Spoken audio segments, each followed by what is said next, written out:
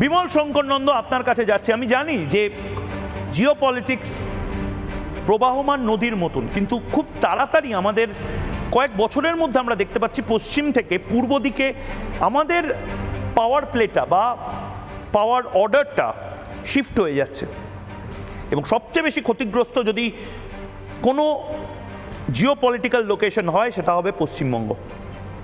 বিমলদা।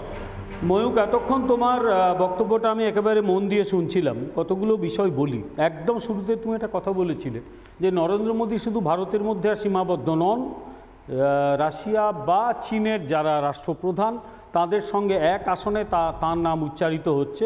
আমি একটু এগিয়ে বলতে পারি যে আন্তর্জাতিক রাজনীতিতে অন্তত জিনপিংয়ের চেয়েও নরেন্দ্র মোদী অনেক দূর এগিয়ে আছেন।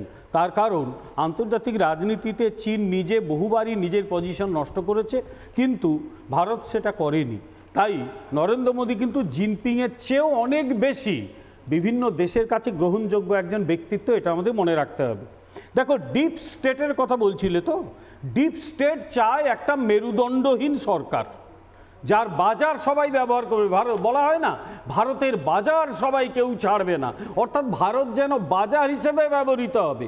আরে ভারত তো তার দ্রব্য তৈরি করে অন্য দেশের বাজার ব্যবহার করতে পারে। বহু যুগ থেকে ভারত যেটা করে আসছিল, সে খ্রিস্টের জন্মের আগে থেকে। নরেন্দ্র মোদী সেখানে শুধু ভারতকে বাজার হিসেবে ব্যবহার করতে দিতে রাজি নন, তিনি ভারতকে একটা ম্যানুফ্যাকচারিং হাব হিসেবে তৈরি করতে চান। তা ডিপ স্টেটের তো রাগ হবেই, তারা তো চাইবে ভারতবর্ষ বাজার থাকুক, ভারত কিচ্ছু তৈরি করবে না, খালি কিনবে, ধীরে ধীরে ঋণের জালে জড়িয়ে যাবে, এবং তারা ঋণ দিয়ে মেক্সিকো বা অন্যান্য লাতিন আমেরিকান স্টেটকে যেভাবে বেঁধে ফেলেছে ভারতকে বেঁধে ফেলবে। ভারত সেখান থেকে বেরোতে চাইছে। ভারত সামরিক বাহিনীর সামরিক সরঞ্জাম ব্রাহ্মস রপ্তানি করছে। ডিপ স্টেটের তো রাগ হবেই। শেখ হাসিনার কথা একটু আগে শোনালে, তিনি সেন্ট মার্টিন দিতে চাননি, তাকে তার মূল্য দিতে হয়েছিল, তার কথাতেই তো শোনালে।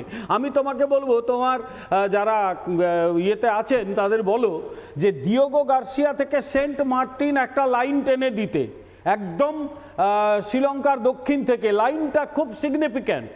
একদিকে ডিয়েগো গার্সিয়া মরিশাসের কাছে, সেখানে আমেরিকার বিশাল সেনাঘাঁটি আছে, সেখান থেকে সোজা লাইন যদি চলে আসে শ্রীলঙ্কার দক্ষিণ দিয়ে, সেন্ট মার্টিনসের ম্যাপটাও আপনি যখন বলছেন সেই ম্যাপটাও চালাচ্ছেন অবধি। তার সেন্ট মার্টিন এত বড় নয়, হয়তো অত বড় ঘাঁটি হবে না, কিন্তু আন্তর্জাতিক রাজনীতিতে লিলিপ্যাড হতে পারে, ছোটখাটো ঘাঁটি হিসেবে ব্যবহার হতেই পারে সেন্ট মার্টিন।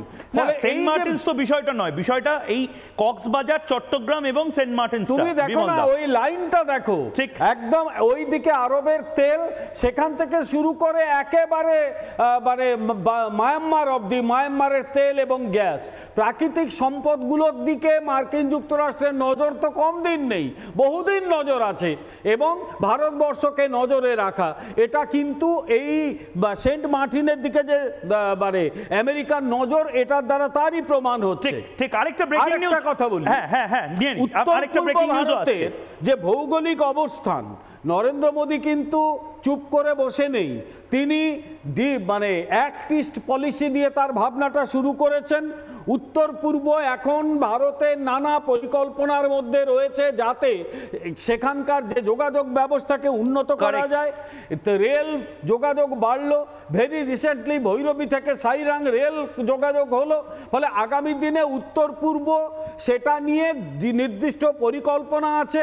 ওই ইউনুসের ওসব ভাবনার দরকার নেই। আরে নর্থ ইস্টকে নিয়ে কি ভাবছে ভারত? অনেক আগে ভেবে রেখেছে যে মায়ানমারের একটা বন্দরকে দিয়ে সেখানে সে কালাদান মাল্টিনোডাল যে প্রজেক্ট, সেটা দিয়ে সে নর্থ ইস্টের সঙ্গে যোগাযোগ রাখবে। ভারত অনেক আগে ভেবে রেখেছে। ওই ইউনুস একটু মানে ইকোনমিক্স কি বোঝে বুঝি না, কিন্তু জিওপলিটিক্সটা কিচ্ছু বোঝে না, বুঝতে পারল।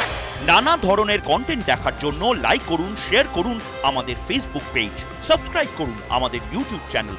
পাশাপাশি অন্যান্য ব্রেকিং নিউজের জন্য অবশ্যই চোখ রাখুন রিপাবলিক বাংলায়।